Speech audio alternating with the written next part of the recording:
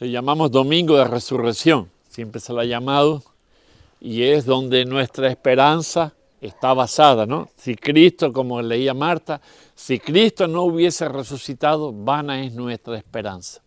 Nacer, crecer, reproducir y morir no tiene razón de ser en la vida. Dios creó al hombre con un propósito y el propósito es convivencia. El hombre se saltó la norma y hubo que pagar un precio muy alto para poder volver a reconciliar al ser humano con Dios. Dios se acercó, ahora le toca al hombre acercarse a Él. El Evangelio según San Mateo, capítulo 28 y verso 6 dice, no está aquí, pues ha resucitado, como dijo, venid, ved el lugar donde fue puesto el Señor. Es un texto bastante cortito, pero tiene una serie de palabras que son bastante concisas y bastante indicativas de que el Señor predijo su acontecimiento. Es decir, Él no es que no estuviera preparado, no, Él estaba preparando a todos los que estaban muy cerquitas de Él para hacerles saber, yo vine con un propósito. Y el propósito no solo es de dejar las buenas nuevas, sino de morir y de morir de una muerte atroz. Pero no quedarme en la tumba, sino que seré levantado como esperanza para la raza humana. Porque si no hubiese sido levantado Él, ¿de qué nos sirve a nosotros el creer? No hay ninguno en la historia que pueda decir estas palabras. Yo pongo mi vida para volverla a tomar. Nadie puede decir eso, solo Él. Recuerden que estamos en un tiempo bastante complicado donde la sociedad ya le cuesta mucho creer en Dios, donde especulan, se ríen de nosotros. Cuando les hablamos de la resurrección, cómo un muerto puede ser levantado, y se ríen. Y cómo nuestra esperanza está basada en ese hombre Dios que murió y que luego fue resucitado, levantado entre los muertos. ¿Cómo es posible que nosotros, después de tantos siglos, mantengamos esa esperanza? Y la burla en las calles puede ser eso. ¿Cómo puedes creer en Dios? Mire, hay algo que podemos siempre poder contestar y es cuestión de entenderlo, el proceso. Si a ti te preguntaran, ¿tú crees en Dios? ¿Crees en la resurrección de Jesús? La respuesta seguro que es automática, tú vas a decir que sí. Pero a la hora de dialogar con las personas no podemos hablar muchas veces con textos teológicos. ¿Por qué? Porque no los conocen. Tenemos que usar un lenguaje más sencillo para explicarle. Y yo cuando he hablado con ateos, y además lo he compartido, cuando alguien me dice acerca de si yo creo que hay vida después de la vida, yo le digo sí. La Biblia me enseña que sí hay. Y yo les pongo un ejemplo. Imagínate por un momento de que yo digo que creo y me muero. Y cuando ya traspaso el umbral de esta vida a la siguiente, observo que no hay nada. Entonces le digo, no he perdido nada. Pero si cuando yo muero y traspaso de este umbral a la vida siguiente, observo que hay, lo he ganado todo. Es más fácil creer que rechazar. Muchas veces el ateo tiene más fe que nosotros, porque ellos buscan la manera de debatir de que Dios no existe, de que no es posible de que el muerto se levante. Sin embargo, cuando uno les plantea desde este punto de vista, le pone la duda en su corazón. Imagínate por un momento que mueres y te das cuenta cuando mueres que no hay nada, pues no has perdido nada. Pero ¿y si hay? Lo perdiste todo. Entonces es más fácil creer. La idea de Jesús, al poder redimir a la raza humana, al querer redimir a la raza humana, es hacerle entender. Él fue levantado y no solo que fue levantado, sino que convivió durante 40 días. Se dejó ver, se dejó tocar. traspasó una pared en el lugar donde estaban reunidos, participó del pan, participó del vino, y luego se dieron cuenta de que Él era aquel que había hablado y que ahora está resucitado. Nosotros tenemos que hablar con firmeza en cuanto a nuestra esperanza. Si nosotros dudamos de nuestra esperanza, es terrible el estilo de vida que podemos llevar entonces, el miedo a la muerte, el miedo al qué será, el miedo al futuro, de cómo van a ser los acontecimientos.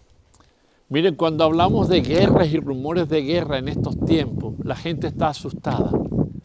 ¿Y qué va a suceder con nosotros? ¿Qué va a pasar? Tenemos que tener la firmeza. Por ejemplo, el cambio de la moneda, lo que Donald Trump está efectuando. Ese cambio en los mercados, está todo desestabilizado, todo. El miedo a que la banca electrónica entre en funcionamiento y tus pocos ahorros se los puedan llevar. Y eso te tiene en una inquietud, te hace perder la fe, te hace perder la visión, te hace perder la esperanza.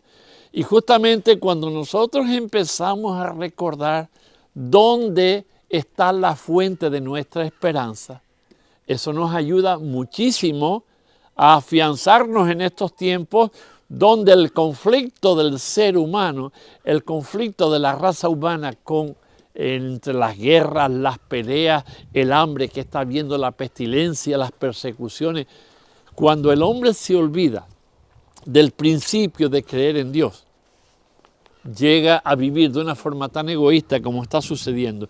Y la idea de Cristo es redimir al hombre. Dios no creó al hombre para que viviese en las condiciones en las que vive. Esa resurrección era para dar vida. Pongo mi vida para volverla a tomar.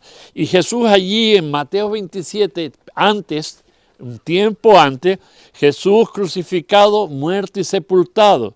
Los líderes religiosos se regocijaban entre ellos. Mira, ya hemos quitado de en medio a aquel que estaba echando todo nuestro sustento, todo nuestro sostén, nuestra forma, nuestra religión, ya lo hemos quitado de en medio. Estaban contentos, pero no estarán contentos el día que Dios los enjuicie. Porque prefirieron más la posición social que el creer aquella profecía de que el Cristo vendría, de que el Cristo vendría a rescatar, a restaurar la relación con Dios. Nadie podía ocupar ese lugar. No sé si los que han estado aquí, están aquí, han estado en Israel alguna vez. Es un poco, el ambiente es bastante difícil de explicarlo, pero el sentimiento que te produce el estar en aquellos lugares por donde él anduvo, y estar en los sitios claves, Getsemaní, el Gólgota, ir por aquellos sitios. Hoy el Gólgota, lo que nosotros vimos, era una pequeña lomita como esto y debajo había una parada de guaguas ya. Apenas ya lucía. Vimos la tumba vacía y dice, Él ya no está aquí, Él resucitó. Vale, te cambia un poquito la impresión y el sentir, te saca de la realidad en la que estás viviendo, el destrozo, el despego, el llanto, la lluvia, el hambre, la pestilencia, te saca un poco de ese ambiente y te sitúa en el ambiente de Dios. ¿Qué fue aquel momento crucial, el momento del Gólgota, donde Él expuso y donde Él exclamó, Padre, en tus manos encomiendo mi espíritu? ¿Con qué idea? Dice la Biblia que sin derramamiento de sangre no hay perdón de pecado. Así que Él, su vida fue expuesta para redimir, salvar al ser humano. Cuando nosotros hablamos de muerte, cuando alguien fallece, se murió. Sin embargo, para el cristiano no hablamos de muerte, hablamos de dormir. Cristo en este caso murió, como hombre murió y volvió a revivir. Murió en el pecado, cargando nuestro pecado. ¿Murió como Dios? No, no murió como Dios. Murió como hombre y fue resucitado como hombre y como Dios. ¿Para qué? Para que fuese posible. Y bueno, han transcurrido casi 2000 y pico de años y parece que aquello no tiene efecto. Como que al ser humano le da exactamente igual, no tienen esperanza. Vive cada uno a lo suyo, no se preocupa por los eventos. Nosotros como iglesia debiéramos preocuparnos en este tiempo por la circunstancia, lo que está sucediendo. Los ataques, las guerras, el terrorismo, el hambre. Aquí no la vemos, aquí estamos surtidos, estamos cómodos, pero nos alcanzará. El no poder hablar, el no poder manejar tu economía, el no poder ir donde quieran, porque también quieren limitarnos el tiempo y el espacio en el que podemos movernos. Quieren ahorrar de tal forma, quieren subyugarnos de tal forma para que tú te desesperes. El gobierno te va a ofrecer cositas que dice, te puedo tapar la boca. Pero Dios nos llamó a libertad. Dios nos llamó a ser hombres y mujeres que se comunican, no que estén esclavizados. Y sepamos ciertísimamente que aquí no va a quedar nadie. Sea hoy, sea mañana, sea pasado, todos dejaremos este lugar. Pero ¿en qué condiciones vamos a dejarlo? ¿Qué esperanza hay después de traspasar el umbral de esta vida a la vida siguiente? Yo he visto morir mucha gente, mucha. Y es terrible, terrible porque los ves con angustia, los ves sufriendo, los ves desesperados porque no han aprendido lo que hay después de la vida. Solo tienen la idea nociva de que hay vida espiritual, pero no que hay una vida cerca de Dios. Muchos dicen que después de esto ya tu cuerpo queda en el sepulcro y ya no hay más nada. Sin embargo, creo que la idea de Dios es que nosotros seamos abiertos de mente y miremos mucho más allá. Así que viendo aquí en este contexto también posterior a este capítulo que habíamos leído, en Mateo 28, Jesús se aparece ¿a quién? A mujeres. Aquellas mujeres que fueron con fe a la tumba. ¿Por qué? Porque en ese periodo estaba el sábado. Para los judíos el sábado es un día muy especial. Y no podían prepararlo, tal cual lo bajaron de la cruz, lo metieron en una tumba de un rico y allí lo pusieron sobre una piedra, sobre una losa y lo dejaron quieto. Pero no lo habían preparado, no lo habían amortajado, no lo habían puesto la mirra para que diese olor. No habían hecho absolutamente nada. Y aquellas mujeres, cuando amaneció ya para el sábado, para el domingo, amaneciendo, quisieron prepararlo para darle una sepultura digna. Quisieron aromatizarlo, quisieron vendarlo. Pero la sorpresa de ella es que cuando llegaron al lugar, ya la piedra había sido rodada. Aquellas mujeres fueron transformadas. Mientras unos estaban desesperados, habían perdido las ilusiones, estas mujeres mantuvieron la esperanza. Y su esperanza fue un testimonio que luego fue enviado a todo el mundo. El maestro ya no está en la tumba, él ha resucitado, ha sido levantado. Se tomaron muchas medidas, los judíos tomaron muchas medidas para que la piedra no fuera rodado, el cadáver no fuera quitado, para que no hubiese más testimonio, sino que allí se tapase todo. Pusieron guardias romanas, no guardias del templo, sino guardias del Imperio Romano, y todo eso suponía una vigilancia rígida. Nadie podía acercarse allí, así que no iban a sacar al muerto. Pero en la mañana del domingo dice que el ángel rodó la puerta y aquel que estaba allí muerto sobre la losa fue levantado. Y no quedó levantado, no quedó ahí, sino que luego se mostró. ¿Por qué buscáis entre los muertos al que vive? Dice la Biblia. ¿Por qué buscáis? Y muchas veces nosotros olvidamos este pasaje, olvidamos esta situación y seguimos viviendo como si no hubiese pasado nada y pasó todo. Eran momentos críticos, momentos graves, momentos que la historia no se vuelven a repetir, donde el mismo Dios se hizo hombre y se dejó traspasar en la cruz para salvarnos. Cuando Él ya había hecho prevención, me voy y los voy a dejar, pero voy a volver otra vez. Algunos conocerán la muerte, otros no. Unos serán levantados de la tumba en el mismo día en que Cristo fue levantado de la tumba. Dice que en los sepulcros también fueron abiertos y muchos de los que estaban esperando en Cristo, en Dios, fueron levantados. ¿A dónde fueron? Al cielo. No, no podían subir al cielo, por cuanto Cristo era las primicias, no había subido todavía. Esperaron lo que se llamaba en el seno de Abraham, donde iban los justos, aquellos que desde el principio hasta la venida de Cristo habían muerto en la esperanza en Dios. Estaban allí en el seno de Abraham. Cuando ya Cristo, después de los 40 días, subió, entonces los demás subieron. Cristo eran las primicias de la resurrección. Entonces a nosotros nos sucede esto, ahora que partamos de este mundo, ¿dónde va nuestra alma? ¿No? ¿Dónde va nuestro espíritu? ¿A un lugar de espera? No, pasan directamente a la presencia de Dios. Allí ya no hay llanto, no hay dolor, es consuelo, pero no se queda solo en restituir su idea principal en la parte espiritual, sino que dice que nos dará un cuerpo glorificado. En la misma forma en la que Cristo fue levantado, así seremos levantados también nosotros, con un cuerpo glorificado que ya no está expuesto a dolor, a sufrimiento, a angustia. Esto es una risa para quien lo escuche y dice, pero ¿cómo va a ser posible? Bueno, si creemos que Dios creó al hombre del polvo de la tierra, ¿por qué no vamos a creer que será posible que levante al hombre de las cenizas de la tumba? Porque en la tumba lo único que van a quedar son huesos podridos o cenizas.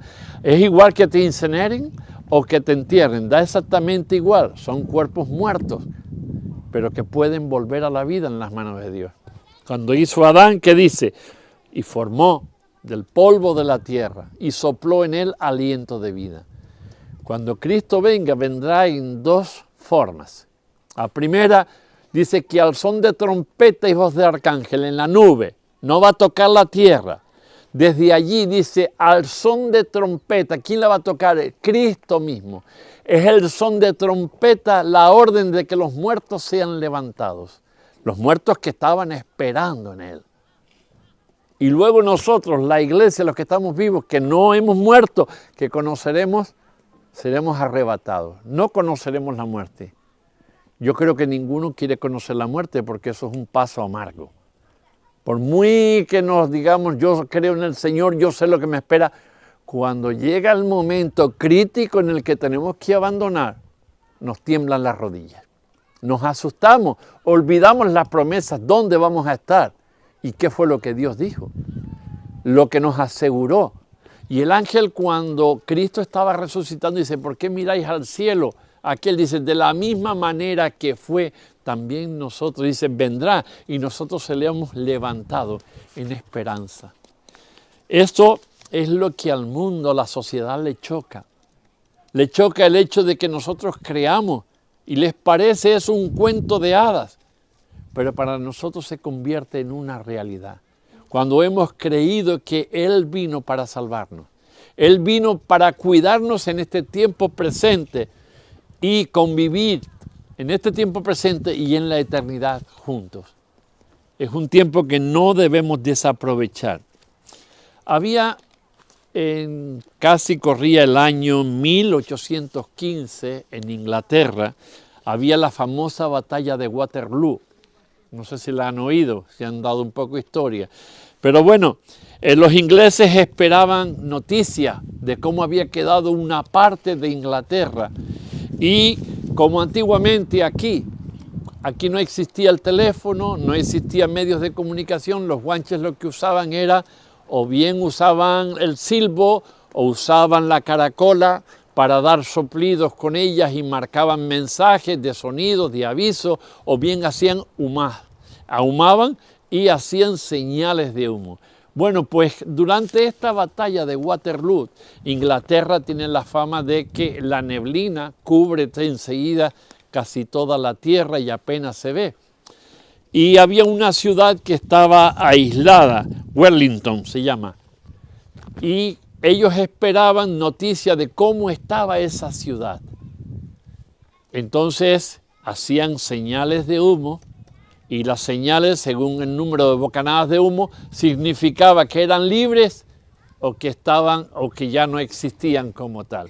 Bueno, pues con la neblina empezaron ellos a hacer una serie de señales y allí ellos entendieron de que estaba perdida la guerra. Las señales no eran claras porque estaba la neblina, pero cuando la neblina se disipó, ocurrió lo mismo que en el Gólgota.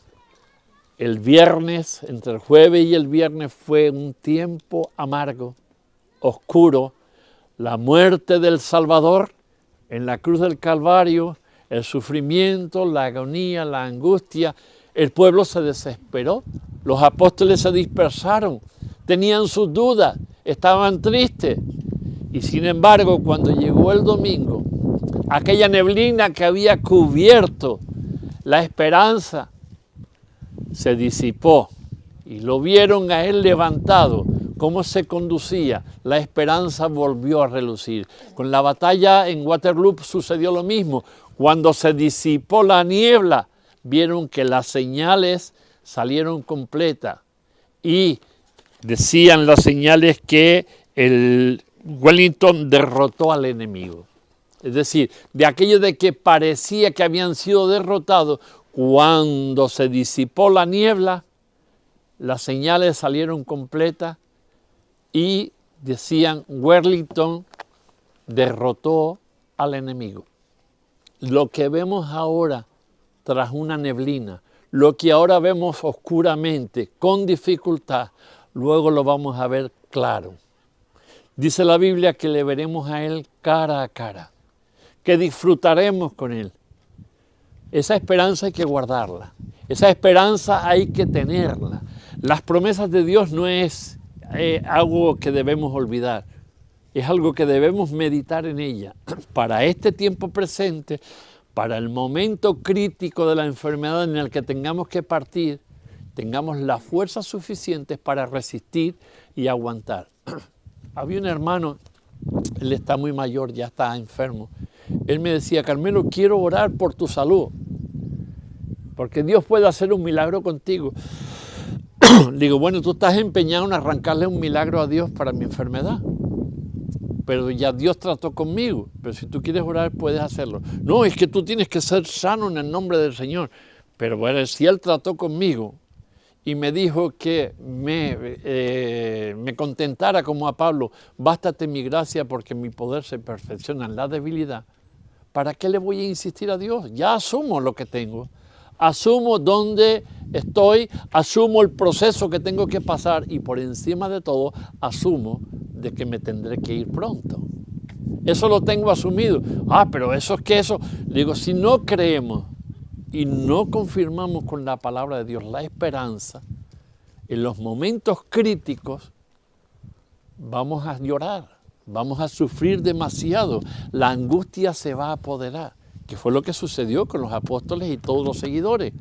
En aquel momento lúgubre, oscuro, aquella muerte cruel, atroz, los llevó a ellos a una depresión. Pero cuando se disipó, cuando pasaron los días, hubo una alegría en ellos. Vieron al resucitado. Nuestra esperanza tiene que estar ahí. Fíjense, no está aquí, decían las mujeres, vaya mensaje poderoso. No está aquí, el maestro ya no está, ha resucitado. Ellas estaban asombradas porque cuando entraron en la tumba no vieron a nadie y el ángel dice, no está aquí el que buscáis, él ha sido levantado. Y cuando ellas lo encontraron, él no se dejó tocar todavía, todavía no he subido a mi Padre. Solo me muestro para que crean ustedes aquello lo cual se viene diciendo desde la antigüedad, se ha cumplido en mí. Yo he puesto mi vida para volverla a tomar. Y en esa esperanza tenemos que vivir.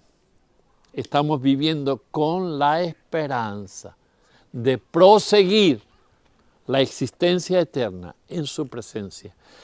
Si alguna vez tienen oportunidad de leer sobre el infierno, o sobre el lago de fuego y de azufre, o sobre el cielo, que de esto se predica poco y se enseña poco, pero que debiéramos conocer. Infierno y lugar de fuego y azufre son lugares de tormento. El infierno acabará como tal, porque se dicen los científicos y los más entendidos que eso está en las profundidades de la tierra, donde están las almas de los muertos que están esperando para juicio final. Pero después está el lago de fuego y de azufre, que transporta fuera de este lugar, como si fuese una dimensión fuera de la tierra, como si fuera un agujero negro por donde tienen que pasar, y van a otra expansión, pero para la eternidad, conscientes, orientados. El sufrimiento allí no tiene parangón, es decir, que si lo que sufrimos aquí ahora es algo, allí va a ser multiplicado y triplicado, y allí no habrá un pañuelo que enjugue tus lágrimas, no habrá una persona que te consuele, allí no va a haber nadie que te eche la mano por encima y te diga, de esta salimos. No. Allí no va a haber eso. Y Cristo lo que quiere hablar y lo que habla es acerca de eso. Yo no quiero que estés en ese lugar. Yo quiero, y esa es la idea principal cuando fueron creados, yo quiero que estés conmigo. Cielos nuevos y tierra nueva. La Biblia dice que estos cielos que vemos ahora, este tercer cielo, será deshecho como un pergamino. La tierra desaparecerá como tal. Él habla de cielos nuevos y tierra nueva. Pero para penetrar a vivir en ello, de ahí fue su sacrificio. Estar en su presencia, convivir con Él, disfrutar. Y créanme, no vamos a estar en una tumbona allí todo el tiempo sin dar palo al agua, la eternidad. No, habrá una actividad. Habla de cielos nuevos, tierras nuevas.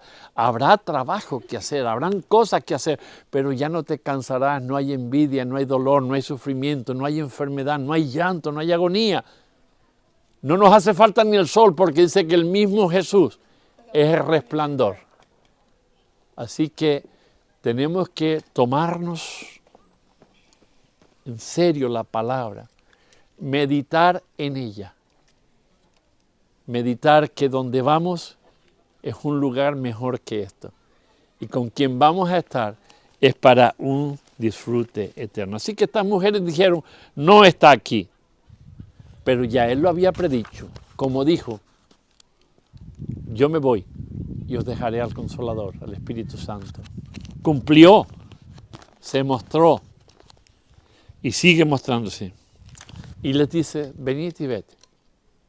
Les dijo a las mujeres a ellos, vean, el lugar ya no está ocupado. No había forma en que el hombre robara el cadáver de Cristo. Estaba la guardia imperial.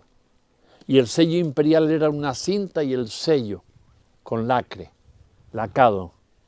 Era una piedra que pesaba 1 tonelada o 2 toneladas, redonda. Para moverla, en la tierra, recuerdo en la tumba, había como un carril.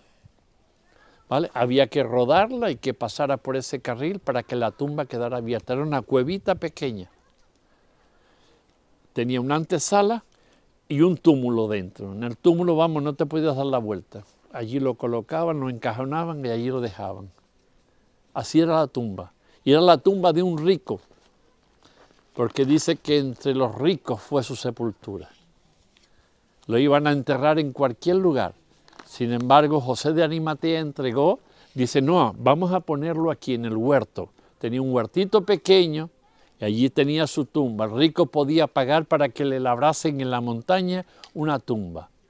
Imagínense a martillo y escoplo allí dándole para abrir un huequito. Pues lo pusieron allí. Y la piedra esa así rodaba. Y encima tenía que estar sellada. Nadie podía acercarse. El soldado que custodiaba aquello sabía que estaba expuesto a muerte por el César si permitía que alguien se acercara. No era la guardia del templo, era la guardia romana la que custodiaba. Así que se habían tomado muy en serio. Estaban atemorizados. La muerte no lo retuvo, la muerte lo levantó. La muerte fue muerta. Cristo fue resucitado, levantado para salvación nuestra. Cuando pienses en todo este proceso de la vida, piensa dónde vas a estar la eternidad. Ahora estás aquí. Y yo no te puedo decir cómo tienes que vivir. La Biblia sí te dice cómo tienes que vivir. ¿Cuál es la conducta correcta? El aceptar a Cristo como nuestro Señor y Salvador nos obliga, nos indica, nos orienta a que debemos vivir un estilo de vida que alumbre a la sociedad. A mí me gustaría cuando esté en el cielo ver a mi padre y a mi madre.